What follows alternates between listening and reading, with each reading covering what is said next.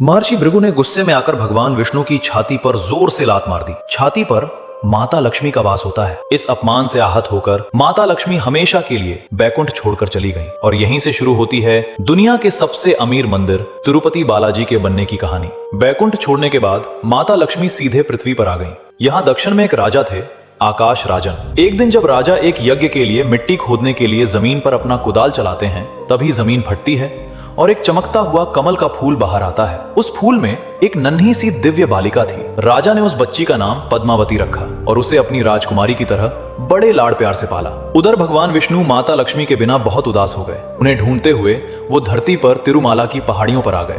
माता के वियोग में वो इतने दुखी थे कि उन्होंने खाना पीना छोड़ दिया और एक चींटी के टीले के अंदर बैठकर गहरे ध्यान में चले गए। भगवान को भूखा देखकर एक गाय रोज उस चींटी के टीले पर जाती और अपना सारा दूध उसके अंदर गिरा देती थी। एक दिन गाय चराने वाले ने यह देख लिया। उसे लगा कि गाय दूध बर्बाद कर रही है। गुस्से में आकर उसने गाय को मारने के लिए अपनी कुल्हाड़ी खींचकर पूरी ताकत से उसकी तरफ फेंक दी। उस बेजुबान गाय को बचाने के लिए भगवान विष्णु तुरंत उस टीले से बाहर निकलकर सामने आ गए और कुल्हाड़ी का वो भयानक वार अपने सिर पर ले लिया। घाव बहुत गहरा था, सिर से खून बहने लगा और उस जगह के बाल हमेशा के लिए झड़ गए। भगवान को दर्द में देखकर वहां मौजूद उनकी एक परम भक्त नीला देवी से रहा नहीं गया। उन्होंने बिना एक पल सोचे तुरंत अपने सबसे सुंदर और घने बाल काटे और भगवान के घाव पर लगा दिए। बाल तुरंत प्रभु के सिर से जुड़ गए। उनका ये बलिदान देखकर भगवान ने नीला देवी को वरदान दिया, कलयुग में जो भी भक्त मेरे दर्शन करने आएगा और अपने बालों का दान करेगा, उसका सारा अहंकार और पाप नष्ट हो जाएगा।